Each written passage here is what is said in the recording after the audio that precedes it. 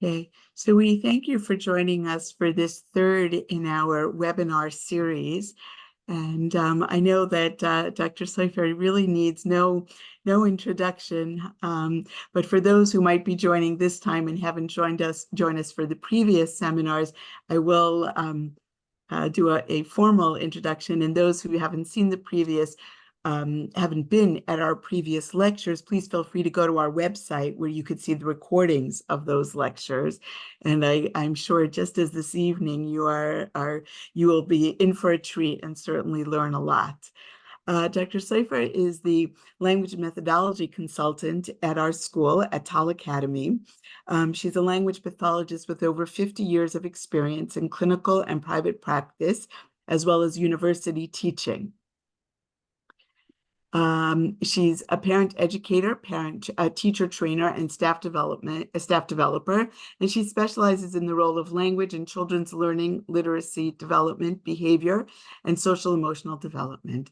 Dr. Soifer's program, Classroom Language Dynamics, is used in multiple school settings, and we are proud to be implementing it at our school as well. And it provides teachers with the understanding and techniques to answer the question of who is this child?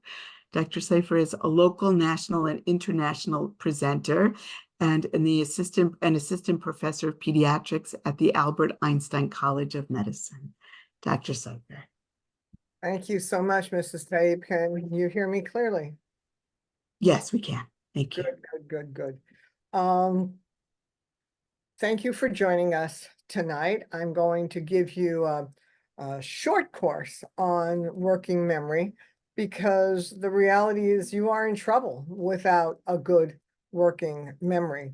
The very first time I gave this course was in 2008. It started as a 1-hour talk, introducing it to a staff of teachers, and then it evolved over time into a 6-hour talk. I promise you, I will not keep you here for 6 hours, because if I'm not asleep 6 hours from now, there's big trouble ahead. So what I want to start with is, what does it mean that you're in trouble without it? The impact of working memory can be hard to identify and very easy to miss within classroom settings. We're pretty quick even now to give kids labels. Oh, he's ADD, or you know, he's got an auditory processing disorder. And I warn everybody, never say he's got an auditory processing disorder in front of me unless you happen to know that that child has been fully evaluated by an audiologist. And so my orientation has always been to teach teachers to be good diagnosticians, which is more about asking the right questions about a child than labeling, which is where the idea of who is this child plays a role in the schools in which I train teachers. So I'm going to be offering you an overview course tonight, and we will expand it over time as the seasons of our school go ahead. Whoops. And this is where I have a hard time moving the slides. Okay. I'm a very, very good language therapist. I like to believe that I'm terrific training teachers, but my technological skills, hooray. All right, we got one done. Okay. I want you to take a look at this image of who is this child, to which Mrs. Taib just referred. This image I share with many school personnel, with many parents, because what I try and train teachers, psychologists, social workers, anybody who works with kids, the occupational therapist, the physical therapist, to answer who is this child while he or she is functioning, focusing rather, on a specific circle within this image. So we know that everybody has a particular neurology, born this way. That's kind of what I believe Lady Gaga says. And you have a certain temperament and a certain personality style. You are listening to the mother of twins. And so they have very different temperaments and personalities, my sons. And that is true for every child. So we look at all of these connections in here. What is the child's overall cognitive ability, and how does he or she use what he has? Because it isn't simply how smart you are, it's how well you are able to use what is your intellectual gift. And then there is attention and executive functions. And as some of you may have heard me say before, once you have an attention deficit disorder, you're going to have disrupted executive functions. And we talked about that several weeks ago. And then tonight, our focus will be working memory. And I'll obviously go into that a great deal more. There's also the issue of emotional functioning. How do I feel about myself as a learner? How resilient am I? And we have seen more than one child, heaven knows, over the decades of my career, I have seen youngsters who feel so bad about themselves that they stop trying to learn because they are not being taught the way they can learn. Language, all of school is language-based. Every bit of school is language-based. That's true for the phys ed teacher, for the art teacher, for the lunchroom monitor. We are using language to teach language concept. All of school is about language. Children are surrounded by it all day long. And the notion of academics is important as well, because what we know is when children are taught in the way they can learn, they can succeed. And it's very frustrating for kids who are not in environments where the teacher knows how to teach him or her. Not necessarily the teacher's fault, but it's the reality of many school settings. And then there's the sensory motor component when we're looking at who is this child. And that goes to that, that tag on the back of your sweater, the one that drives you crazy? Well, if you have those kinds of sensitivities, it makes it hard for you to tolerate being bumped into wearing a certain kind of pants.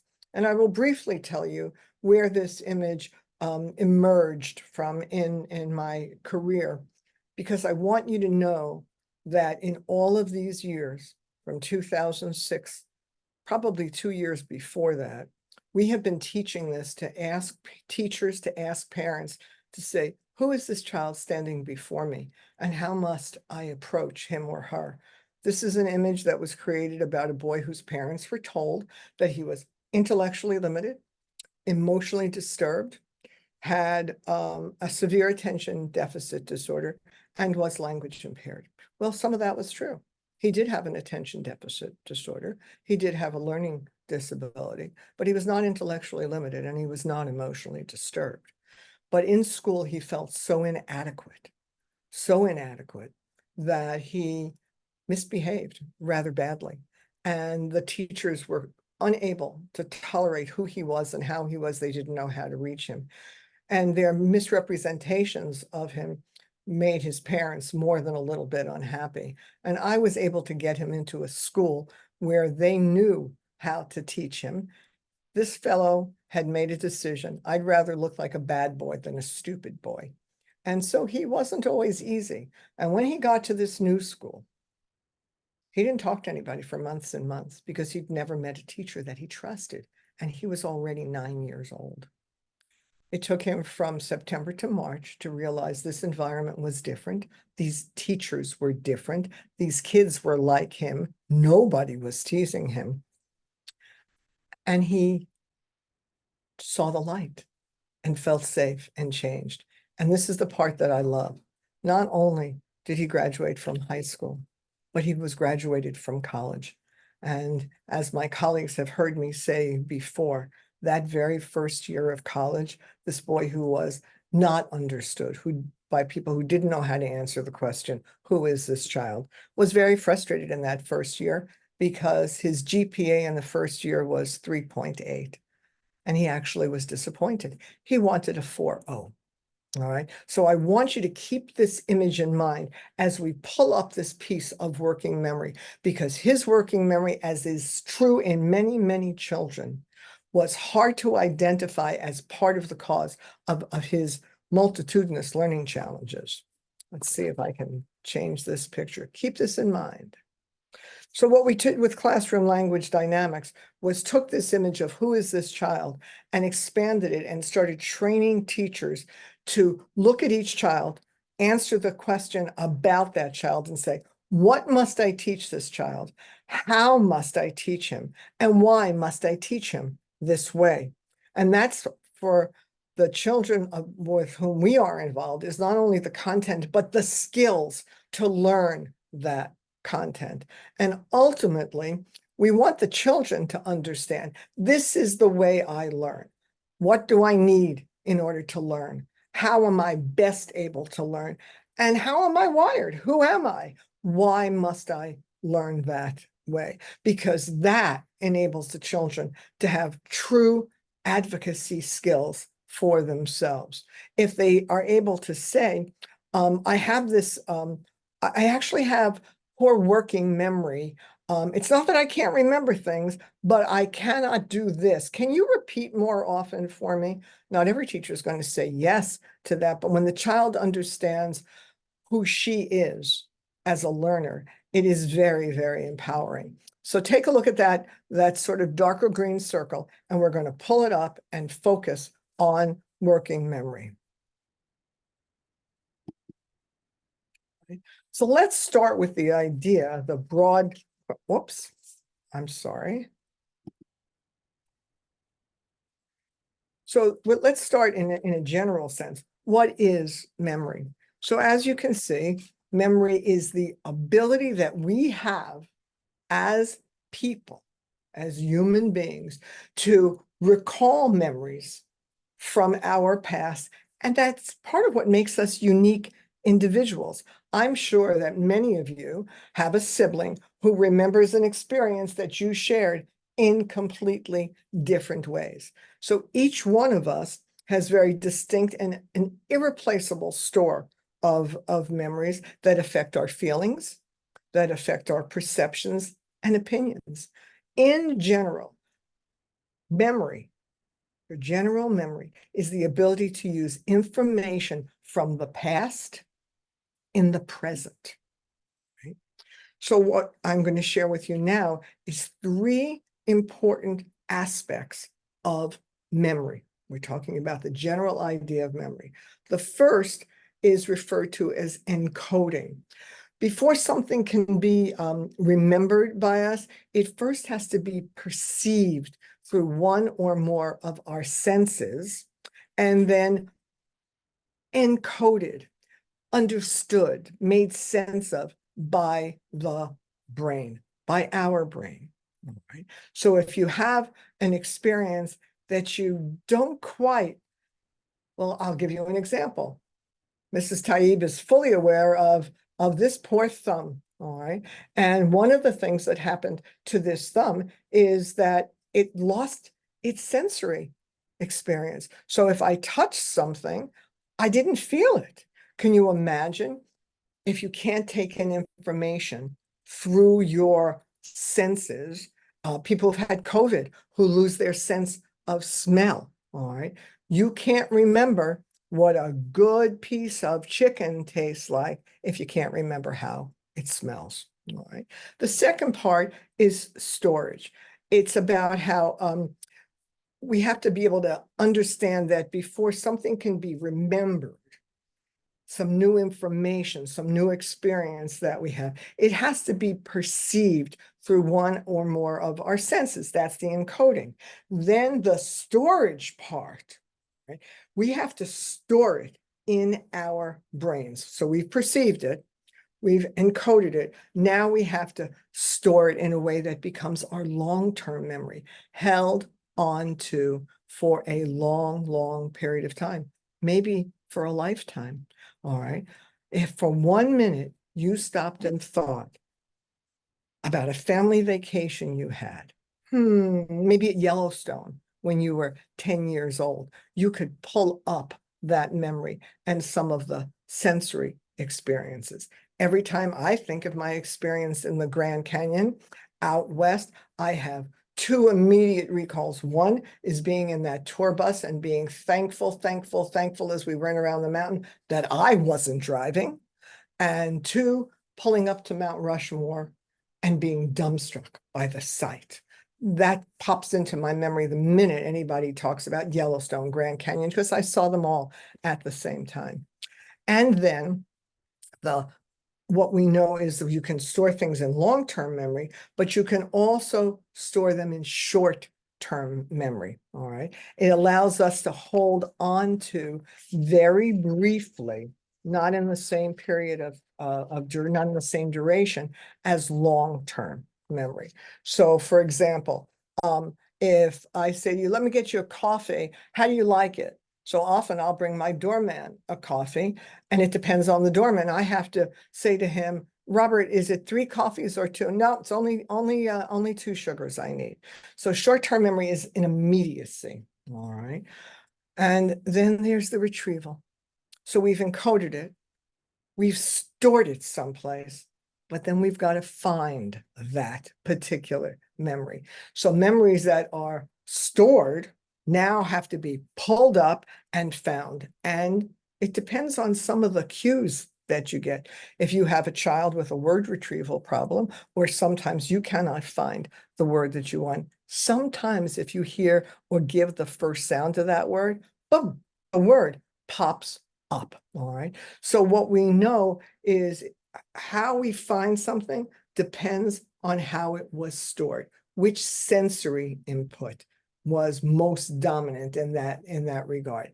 And if information is stored in a meaningful and organized way, I don't know what your drawers look like, but all of my short sleeve solid shirts are on one side, and all of my short sleeve pattern shirts are next to them. I organize things very, very carefully, and it's easier to find things when, in fact, you have stored them carefully and well. So memory is the ability to use information from the past in the present. However, there are lots and lots and lots of different kinds of memory. As you get older, you will hear yourself saying more than once, oh, my memory's going. But that should never be happening in little kids. Little kids' memories should not be going. And that's part of what we're trying to focus on for the kids, is to help them develop good memory techniques. So there's lots and lots and lots of different kind of memories. You remembering what you see, remembering what you heard, remembering what you ate for breakfast. We laugh all the time. If I say to you, what did you have for breakfast? That's not your short-term memory.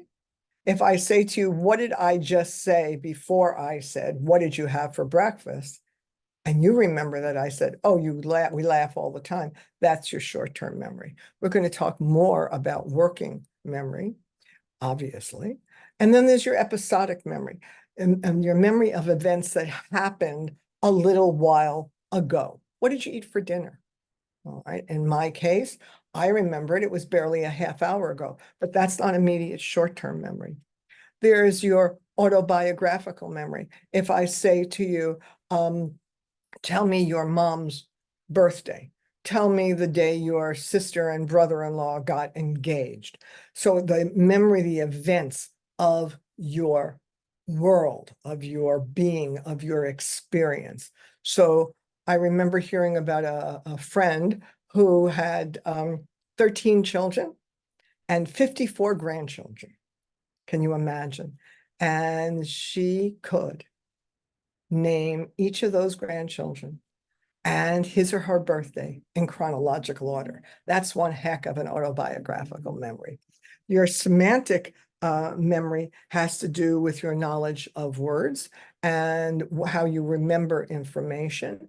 And your procedural memory has to do with how you remember and recall, and it becomes important in completing tasks. All right, so you really want to be alert to all the different kinds of memory that you have, that children have, because memory is very complex, and there's much more to it than, oh, I can't remember. All right. Now let's talk about working memory, because that is really our focus. And part of what I wanted to do for you was lay a foundation for you. Excuse me. Oh, I'm sorry. All right. So what is your working memory? You can see this. I'm not going to read it to you. You can see that working memory is, in fact, an important part of our information processing system. It's a special kind of memory. All right. It's not there's no specific part of the brain right here that is responsible for working memory. And it is somewhat different than short-term memory. And I'm going to give you some tasks to do in a little while. So it is a part of working memory that allows us as listeners, as readers, as writers, to hold on to information for a brief period of time. And this is the important part, while doing something else. And I'm going to say it again. It allows the brain to hold on to information for a brief period of time while doing something else. Right? So new information in working memory is temporary and it decays very quickly. Right? Because the reality is that if you can't hold on to it, you can't do much with that information. It is the capacity. Working memory is the capacity to hold and manipulate information in mind for short periods of time. It's responsible for the temporary storage and processing, making sense of information. Don't underestimate that processing of information, because I have encountered children who can hold information in mind, spit it back, but not know what it means. Okay. It is, in fact, your working memory, a mental workspace, a brief but important mental workspace. And you know what? It's not influenced at all by prior learning. It's not influenced by socioeconomic class. It is, or socioeconomic experience. It is in part the way you are wired. We can make it stronger through certain techniques that we use in teaching. Keep in mind that working memory is different than short-term memory, because in working memory, you have to do something with the information. Important for you to keep in mind is that working memory and language are interactive. And later on, when I'm talking, I will give you some techniques that facilitate working memory for kids that are language-based.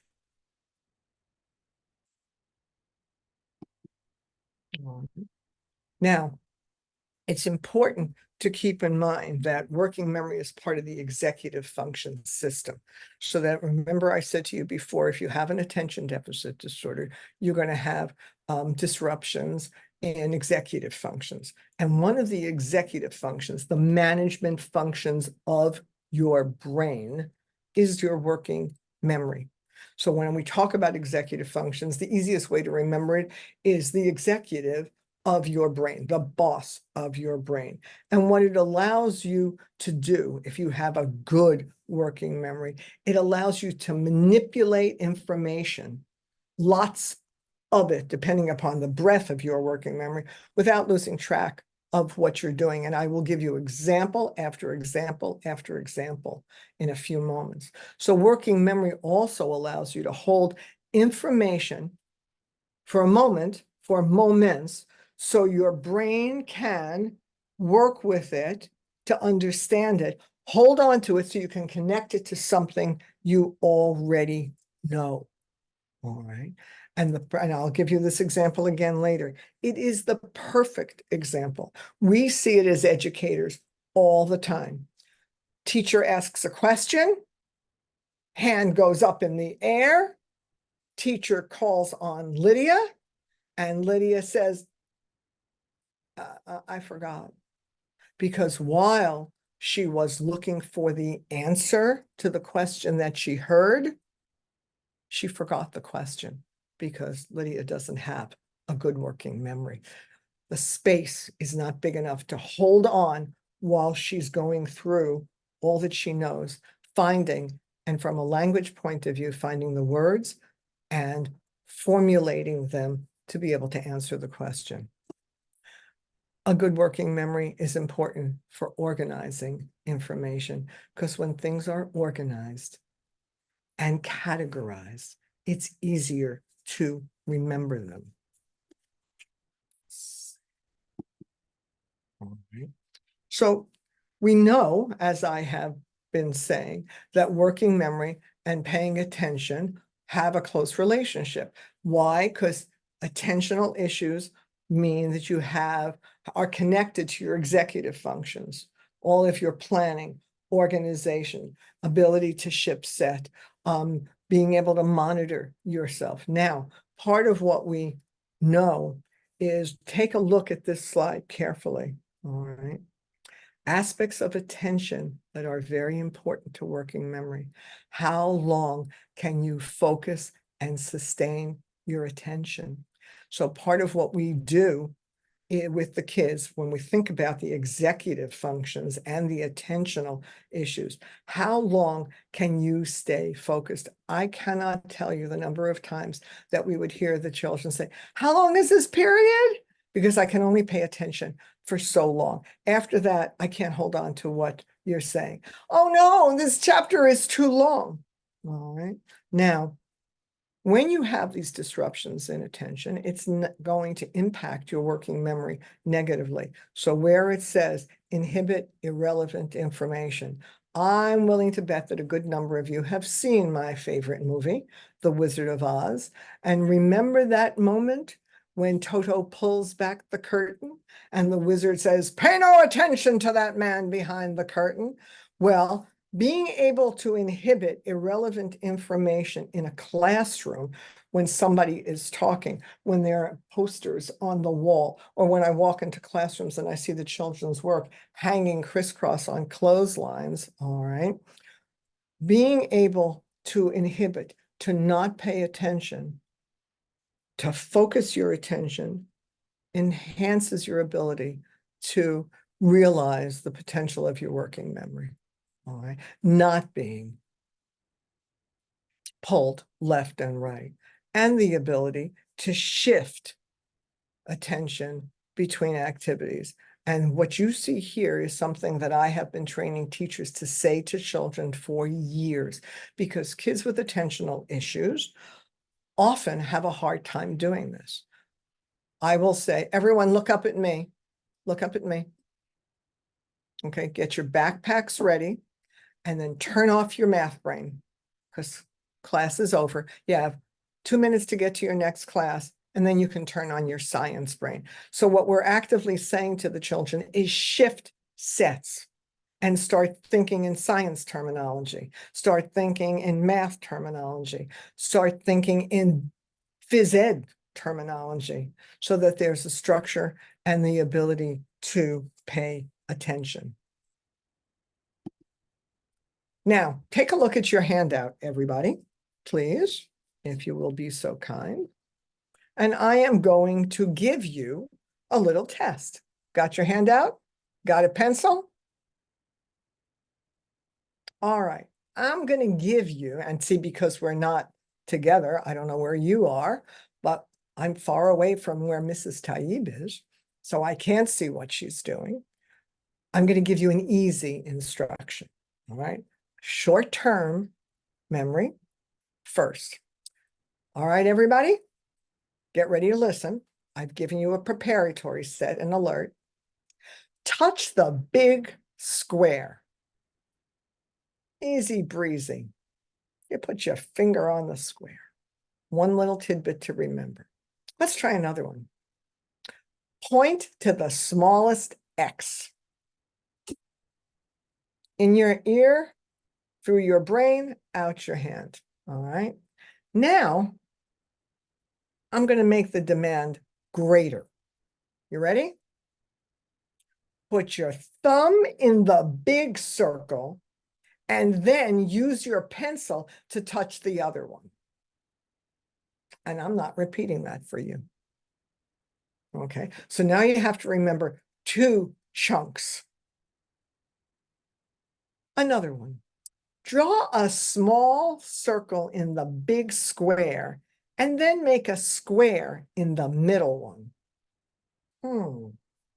Now you have to remember more information, but it is in order.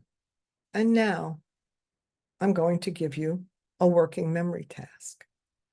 You ready? Listen to the language and think about the level of demand.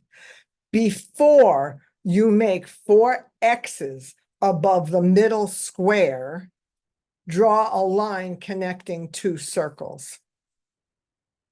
I'll be nice and repeat it. Before you make 4 X's above the middle square, draw a line connecting 2 circles.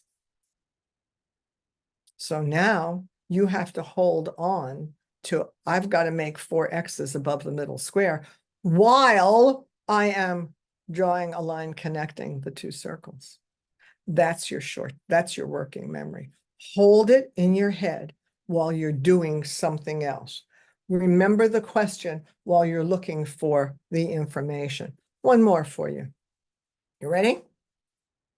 Put 3 dots above the thick line after you've made a square and a circle underneath it.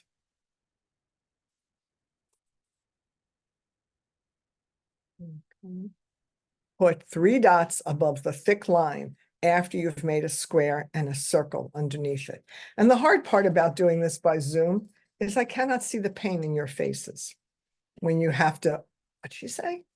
Wait a minute, what was that?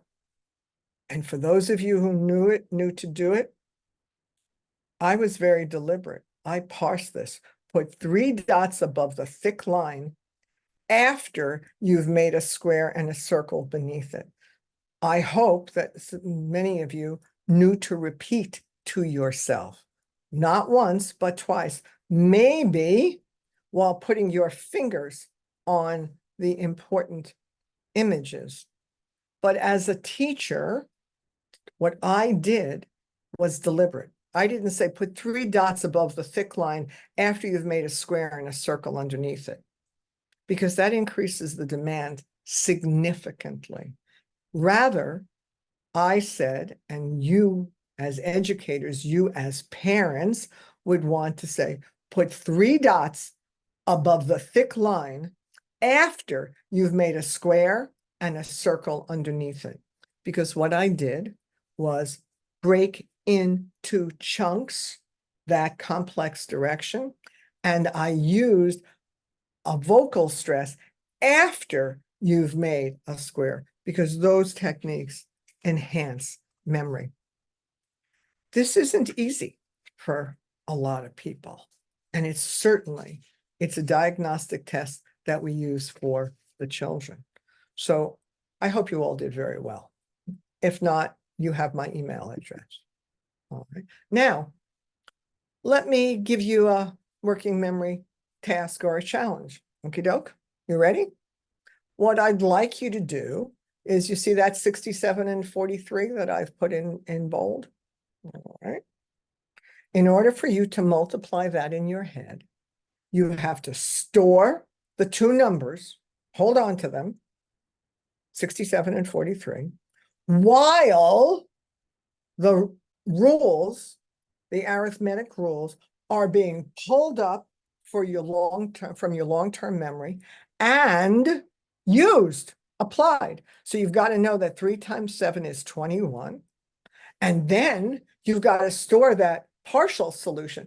3 times 7 is 21, carry the 2. You've got to keep that image in your head while you do the additional calculation. All right. 3 times 7 is 21, carry the 2. 3 times 6 is 18, 2, and then you've got to hold on to that 201 while you now multiply 67 by 4 and remember to move them over. And you know what? Lots of people can do that. Lots of people can do that. My beloved grandfather, one year for his birthday, my grandfather kept all of the books in our family, the books. Everybody's finances went through Grandpa. And one year, I bought him a calculator for his birthday, thinking that would be really cool on his desk. And he looked up at me and he said, okay, sweetheart, Let's add up this whole column. Let's see who can do it faster. Your machine or me? He did it faster. All right. I couldn't get the numbers in fast enough. He had terrific ability in that regard, but most kids do not. So most of us do not. Are there limits to your working memory? Yes. That's why we're talking about it. You can, in the end, do 67 times 23. Oh, wait, what was that? Let me just see. Let me back up. Whoops. 67 times 43, not 67 times 23. All right. And so there are absolute limits to working memory. And it is very, very significant to the way children learn. I bet a lot of you could do 67 times 43, but could you do 264 times 369 in your head? Not so sure. So the amount that you can hold in your head is somewhat limited. And those limits, and these three things are important, those limits are influenced by what you have to remember. How much information, how meaningful it is to you, and whether or not there is background noise. So if you've got kids chit-chatting in the background and some kids cannot screen that out, their working memory will be influenced because there will be the interruptions and the distractions. Remember that slide about inhibition, not responding to other information? So if you have greater familiarity, if you are connected, the information is more meaningful, and the number of units. And so sometimes what I will do when I'm training teachers is I will show them, and maybe I'll do it to you in a few minutes, because I don't know who it is who is listening to me, is that there are, if you chunk things together, it is easier to remember them. And that makes a big difference. Let me give you an example of this. If I, Mrs. Taib, do you mind being tormented in front of all of these people? Okay, I am ready, I Thank think. you. You are so brave and so thoughtful. All right. Mrs. Taib, I'm going to ask you to repeat these numbers for me. All righty. Now, all of you who are teachers, watch what I do. You ready? And Mrs. Taib and I know each other well, so I'm going to reduce the formality. Sarah, I'm going to say 4 numbers to you. I want you to repeat them back to me. 8, 7, 6, 2. 8762. So did you hear me give them in a very steady, and I gave her the visual? All right. Now, Sarah, what I'd like you to do is repeat these numbers for me. 914632 9146325. That's one smart cookie. Now watch this. Now, what I'm going to ask you to do, would you be so kind, is to repeat these numbers in reverse order. 8173592. 2 9 5 3718. My Close, goodness. You are close. very, very good. Now, but you know what, everybody? I hope you were watching Mrs. Taib's face. For those short-term memory tasks, in her ear, out her mouth, even when I gave her longer numbers. But when I asked her to repeat in reverse, she did one of the two things that everyone does. She closed her eyes. And she started, am I correct, Sarah, to repeat them over and over in her head and make a picture, to visualize them. All right. Correct. Many people, am I correct? Many Correct. Yes. people either close their eyes or you watch them in immediacy. They do this. Watch me, I'll lean in. They do this. and they start reading them off the inside of their foreheads. All right.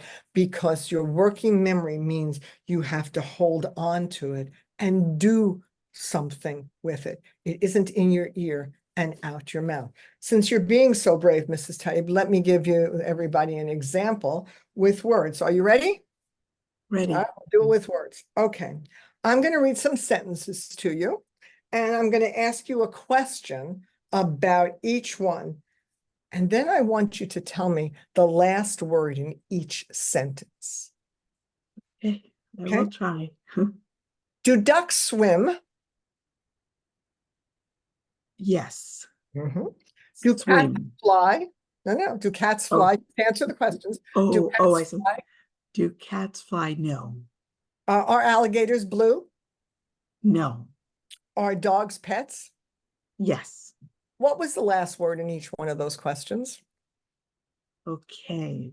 Swim, fly, blue, pets. I'm impressed. Very good. Very, very, very Yes. good. Now, I- do you see? That's a relatively easy task. I told her in advance what she has to do.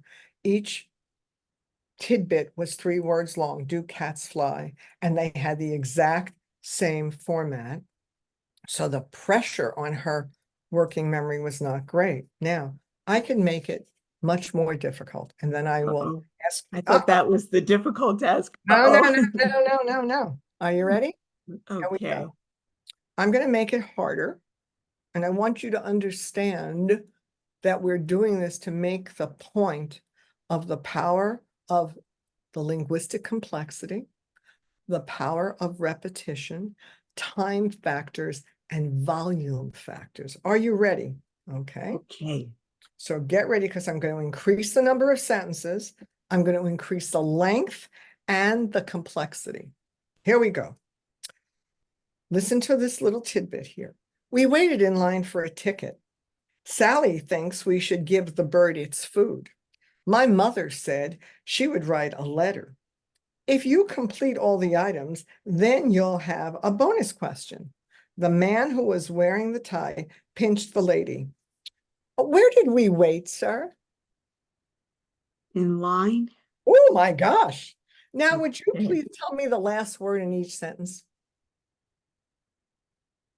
You don't have. Line? Thank you. You don't have. That's enough.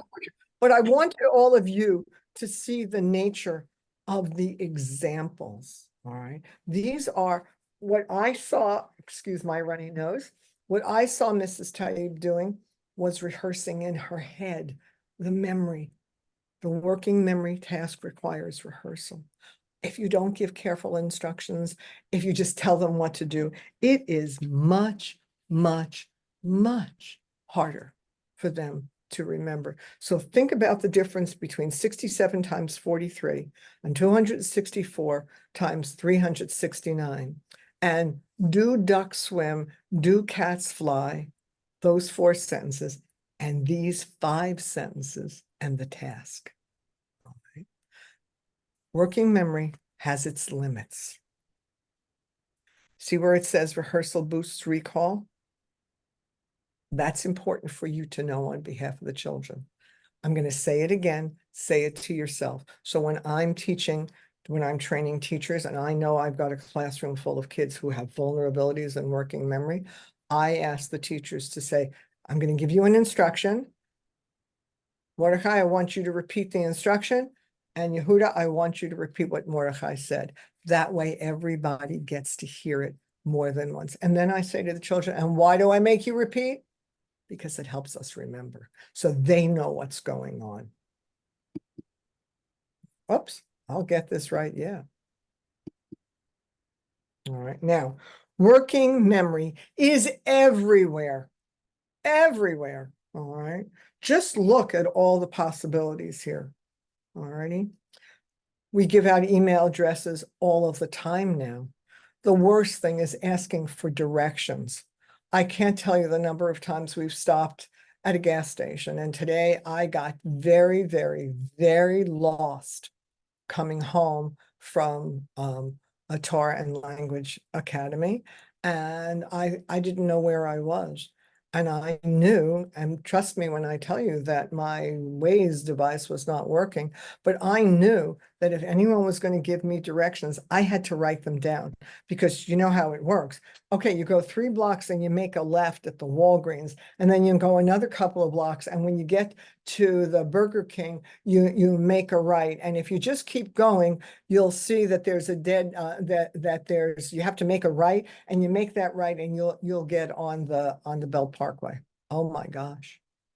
All right. Working memory is everywhere. So when we give directions to the children, we break it into chunks. We tell them how many they're going to hear, and we ask them to repeat. The next one, incomplete recall.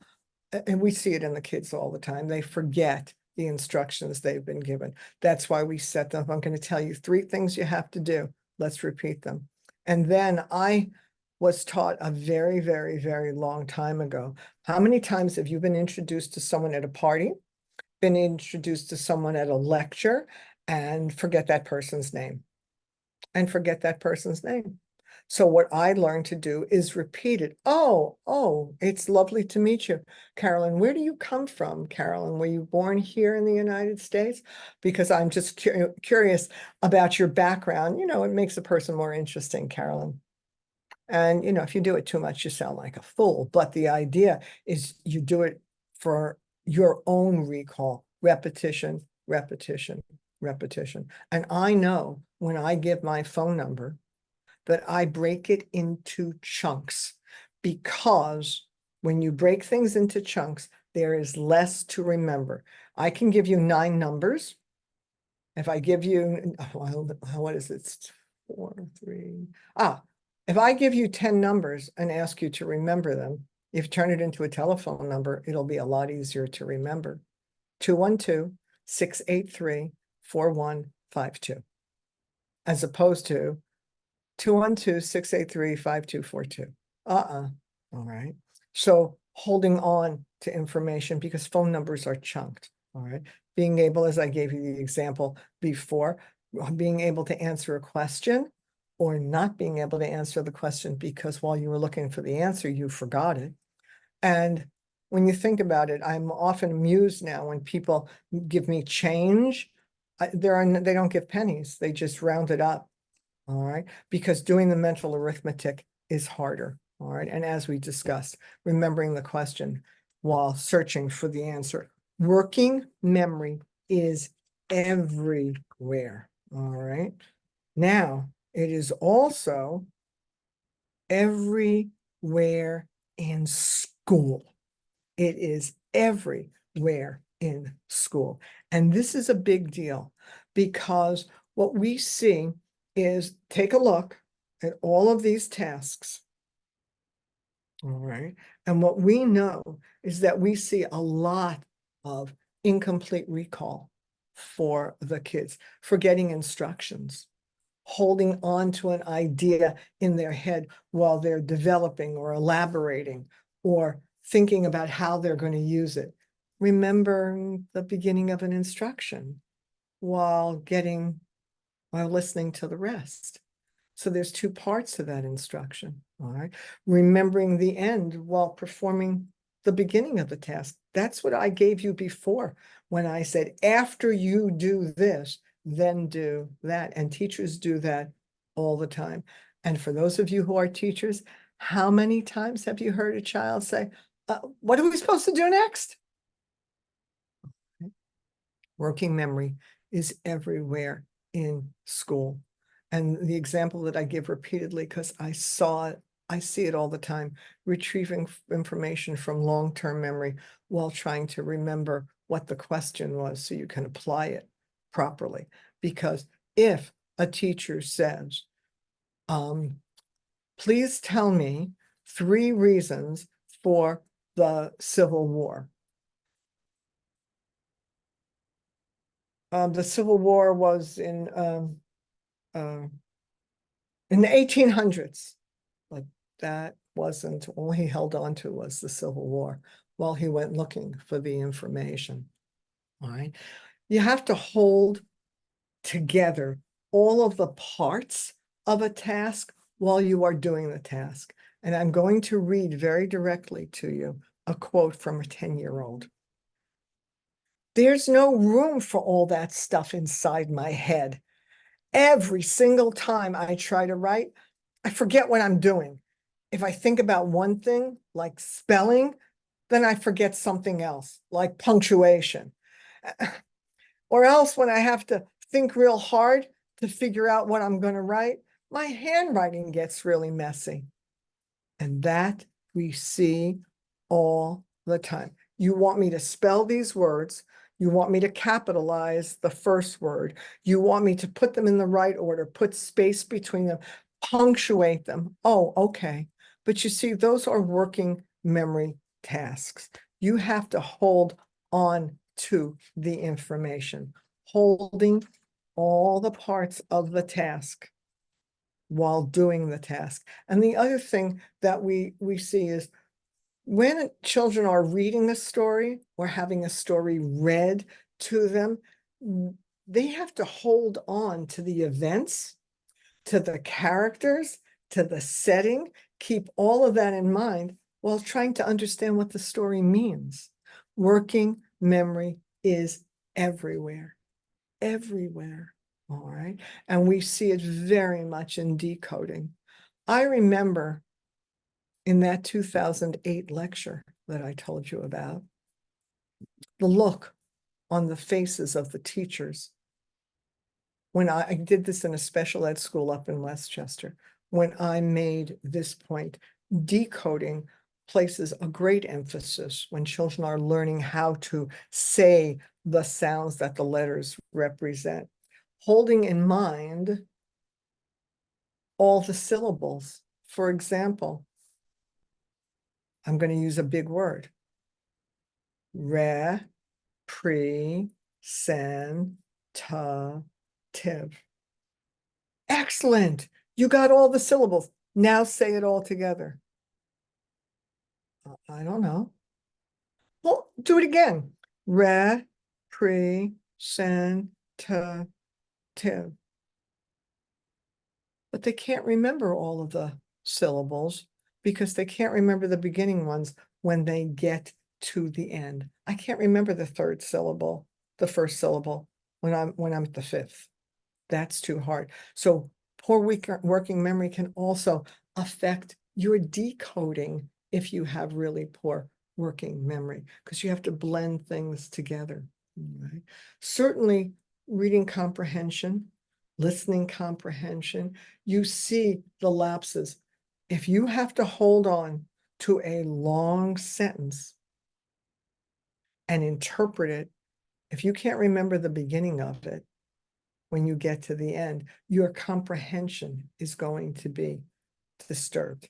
And I will tell you a story about a boy we fought and won. The college board. This is a boy, a very, very bright boy with very poor working memory. And we had done a lot of work with him. And we tried to get extended time for him. Why? Because he had to read and reread and reread to hold on to the information. However, when he didn't get extra time, he scored in the 40th percentile. And that was average as far as everyone was concerned at the college board and at school. His parents really were determined, and we were able to get them, not easily, to grant him extended time.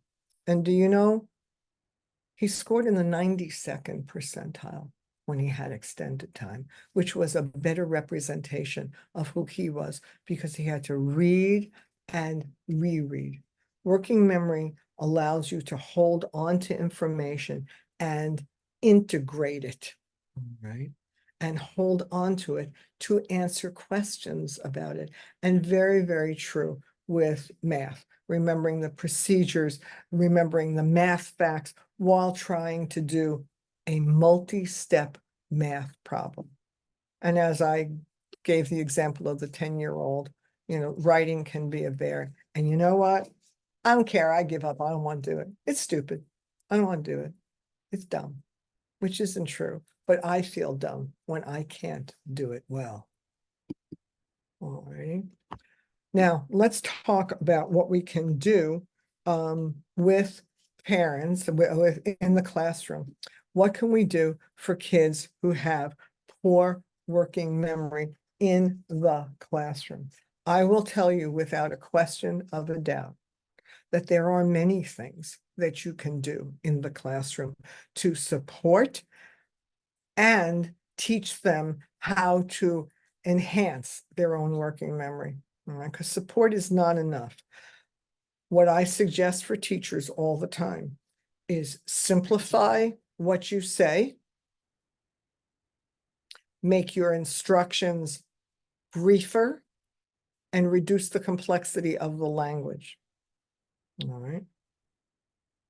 Keep it short and sweet, and repeat it, and repeat it, and make the children repeat it. Repetition, repetition, repetition. Allow the kids to see how you are breaking an instruction down into individual steps. All right. There are 3 parts to what you have to do. Because if you say to them, all right, get out your red pencils and pull out 2 pieces of paper, and I want all of you to get ready to draw 2 different kinds of triangles. No, you really have to keep it. First, we're going to go get your pencils, get your red pencils, bring them to your desk. All right. Take 2 pieces of paper. When everybody got your red pencils, by breaking things down for them into steps, telling them how many steps, by a great deal of repetition, by the use of direct instructional materials, where you are teaching them. For instance, we talk about direct instruction. I implore teachers to create highly organized lessons where the children know what the sequence of the lesson will be. So part of classroom language dynamics is what's called the name and agenda. What is the goal of this lesson, and what are the steps that we will take? And each item in the agenda is a verb for a mental action. What are we going to do? I ask all of you to give the children time to rehearse in their head and make sense. And some kids move more slowly than others. You can use in your classrooms external memory aids, all right, for red words. All right. Put them up where the kids can remember them. For the sequence in solving a certain kind of math problems, they have to. And some teachers say to me, no, if it's up on the wall, the kids, then they don't even try and remember it. They just look. And I would say, actually, if you teach them to use that and get it in their minds, on their heads, they will over time hold on to them. The other thing that we do, and I implore you, keep your classrooms quiet. Just keep your classrooms quiet, because background noise is highly, highly, highly disruptive to kids. When we talk about direct instructional methods, we talk about keeping kids in small groups where they have similar needs and learning styles, and being very explicit. Get ready. This is what I'm going to teach you. This is how I'm going to teach it to you. All right, are you ready? So I'm going to teach it to you. What did I teach you? What did you learn? So you can't be explicit enough. All right, this is what I'm going to teach you. Here I am teaching it to you. All right, what did I teach you? And so you are very, very, very clear. I implore people to be aware. We're New Yorkers, we talk fast. Control your pace. And more than that, to help model strong answers. Because when you have a conversation with someone, you don't repeat, you don't have to talk in whole sentences. But when children are struggling with working memory and learning disabilities, it is important for them to have responses modeled for them and parsed into pieces, into chunks, and get them to repeat. So if you ask a question and the child responds and says, in the Dominican Republic. Oh, yes, they did grow up in the Dominican Republic. Tell me, they grew up in the Dominican Republic, so that children then get practice with holding on to more information. And you know why else that kind of request is important? Because it facilitates writing, because we don't write in phrases. And that builds memory and it builds sentence structure knowledge. I'm very, very careful about the kind of feedback I give children. I never say good job. I never say beautiful. I never say I love it. I will say good job answering in a full sentence. It really helps you remember when you give an example, because good job doesn't mean anything if you don't reinforce what the good job was. Good job, breaking your answer into two parts, it helps you remember, so that there's constancy in every part of every day of helping children remember. And what I teach people to do is, mnemonic devices. I bet all of you know PEMDAS. Do you all know PEMDAS? See, this is where I can't tell if you're laughing and nodding. Parentheses, exponent, multiply, divide, add, and subtract. And one of my favorite ones in the math class at a special ed school, those kids were so confused by the difference between parallel and perpendicular that we gave them a mnemonic device. We made two parallel L's in parallel, so that they could see the two L's were parallel. And in perpendicular, we turned the D and we underlined the first part and underlined the second, so they had a perpendicular angle. So provide mnemonic devices, visuals for them, but you have to be alert to the need to say, this is a way to help you remember. Make a picture in your mind, chunk information together, repeat, repeat, repeat. Say it to yourself in your head.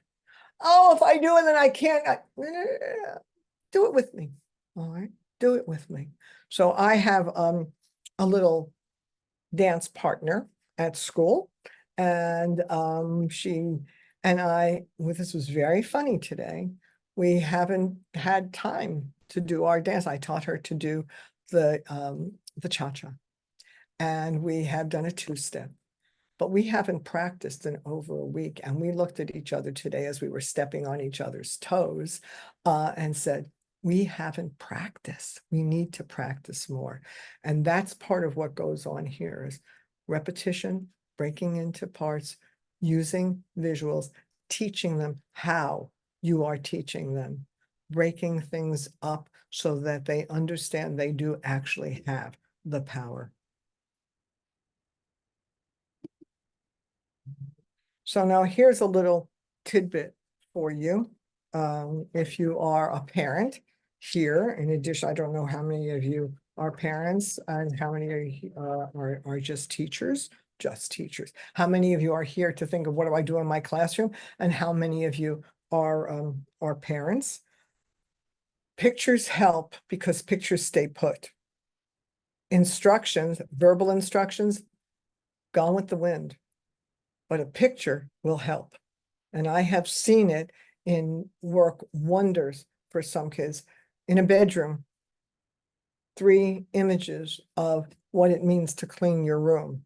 It means there's no underwear on the floor, your bed is made, and your desk is clear, and that's right there.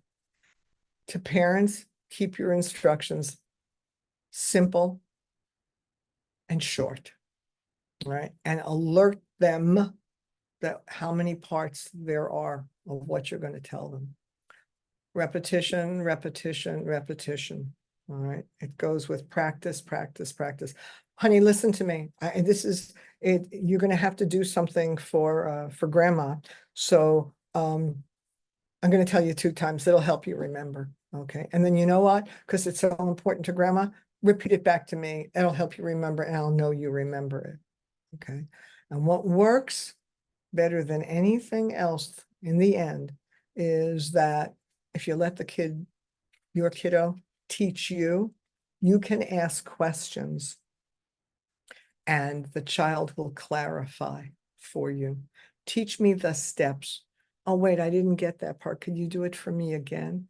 And games are fun, all right?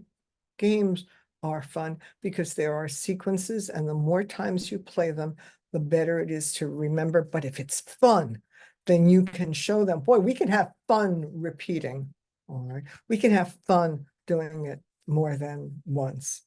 And it helps me remember. And I don't care, you can tell them you're old. You can help me remember. I've been talking about chunking a lot, and also the idea of make a connection for your child. That is when you say, you know, that's like, for instance, my kids used to laugh at me and say, Mom, because I did it for one of my sons who has a learning disability. They'd say to me, Mommy, you're talking out loud. But what I would be doing was modeling the behavior that I wanted. All right, I got to make a big salad because Grandma and Grandpa are coming tonight. Okay, let me get out, I'll get out the 2 kinds of lettuce and the spinach and say, Mom, it helps me remember. First, I'm going to do the greens. Then I'm going to do what I have to dice. Then I'm going to have to do what I slice. And it works because you are modeling a behavior. Now, see where it says cautionary tales? I tell this story all the time. When my sons were younger, once a long time ago, this den of mine used to be their bedroom. There were desks here where you see bookcases. And I would come in and check their homework. But sometimes when I would come from work, I hadn't quite shifted gears. And I would say, oh, what? And I would start pointing something out. And I was put in my place by a very handsome, fine youngster who looked at me, who's a marvelous young man now, and said, Mommy, we hate when you talk to us in that Dr. Soifer voice. Ouch. Remember, you're the parent. So pick some, do not try and be the teacher. Let them teach you. Oh, this helps me remember. But if you start talking like the teacher, and it doesn't matter if you're a teacher, because I am, and my kids basically told me to shut up because when you act like the teacher, I feel like I don't have my mommy anymore. So be alert to that one. All righty. Here's some take-home advice for all of you. All right. This is sort of a summary. Keep it short and sweet. We're New Yorkers, kiss. All right. You've heard me say every one of these already. Keep your instructions brief. Keep them simple. It's better to have 3 simple directions than 1 complex direction. Working memory is only as big as it can be and how well you use it. All right. Repeat yourself. Repeat instructions frequently. Do what I did for Mrs. Taib. I'm going to tell you 3 things and have them repeat it back to you. And as they get older, they will roll their eyes at you. But I train every teacher to make them do it. For instance, I have some notes here and things that I wanted to be sure I told you. I underlined in red and highlighted in yellow. You can do that with your voice. You've heard me doing that with my voice. Reduce the amount of information by chunking it into groups. If I ask you to repeat 10 numbers, you're going to have a devil of a time. But if you break it into a telephone number, all right, you're not going to have such a devil of a time. For the teachers in particular, monitor yourself. How complex is the direction that you're giving?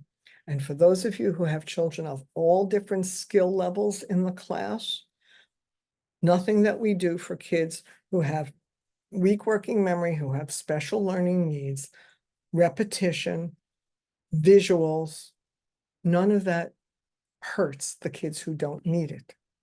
All right. Everything we do in special ed works just fine in general ed. Be alert to the complexity of the directions that you're giving. And when in doubt, record yourself one day. I have said this to teachers for years. Record yourself. probably better on a Friday, and then listen to it over the weekend. You will be a different teacher on Monday when you hear how fast, how complicated, how non-redundant what you say is, especially when you're dealing with little kids. And encourage them to use the memory strategies that you have taught them. I want you to see something as a way of remembering the essence of this. Working memory is, in fact, your brain's post-it note. And I do this very much on purpose. Are you ready? There is this size post-it note.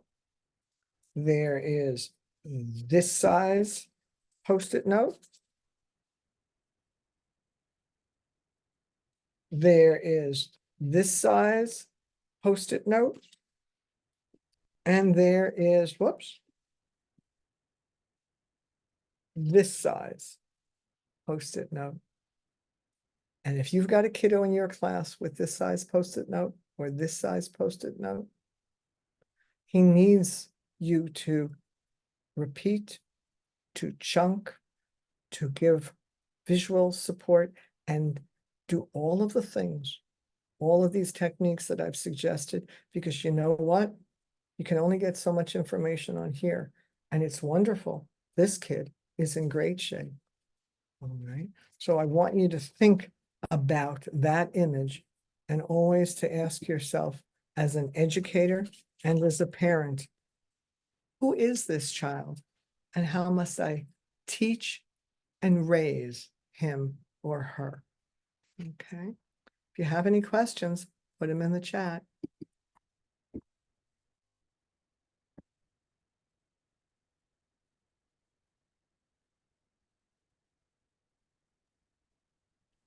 Thank you, Dr. Soifer, as Well, always, for that wonderful, wonderful presentation. Even at this late hour, we certainly learned a tremendous amount, and you kept us going. I'll just wait another moment or so to see if there are any notes in the chat. you can always email me if something comes up and you want an example or some feedback about how to handle a particular child. Though I won't know the child, we can exchange emails about some techniques that might work. You know, when we're teaching at this hour, it's late for people, and I deliberately focused and tried to give you as much as I could in a short period of time. This is, as I said earlier, there's a lot of information, but I wanted you to go home with, or be at home with something that you could use in the morning. Okay. So, Dr. Soifer, there is a question. A participant says that this is wonderful information. She's wondering how to teach the students to adopt these strategies over time. Mhm. I believe in being explicit and saying, I'm going to use a particular strategy, a technique, a way of helping my memory and yours. All right. So I'm going to tell you what I'm doing, and I'm going to teach you how to do it. And then I'm going to remind you to do it.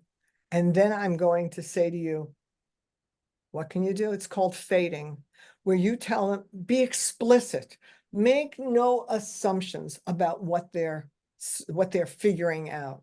I ask them directly, why did I repeat that? Why did I repeat that? Okay.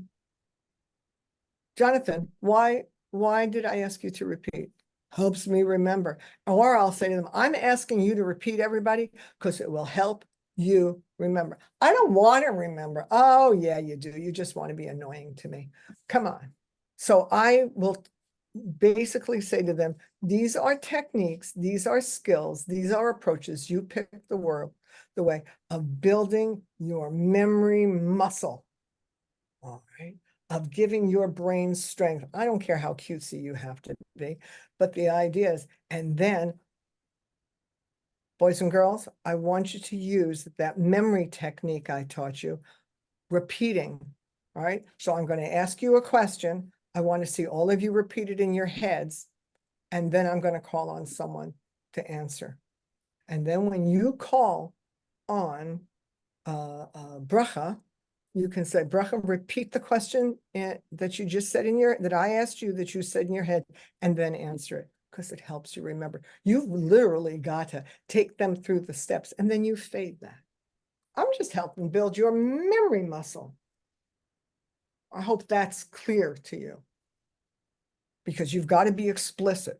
Make no assumptions about what they can intuit. Thank you. Mm-hmm. Thank you, Dr. Soifer. So I think we'll, before we wish everyone a good night, just let everybody know this concludes our three-part webinar series, but actually we had one or two more questions. Oh, sure. Do memory games help improve working memory? You know, it depends on the nature of the memory game. It really does depend on the nature of the memory game. There's all kinds of memory games. What I would say is to play the game for the fun of it is very different than saying, you know what, we're going to build your memory, and I'm going to show you what I do to remember so that you can use it and maybe you'll beat me. All right.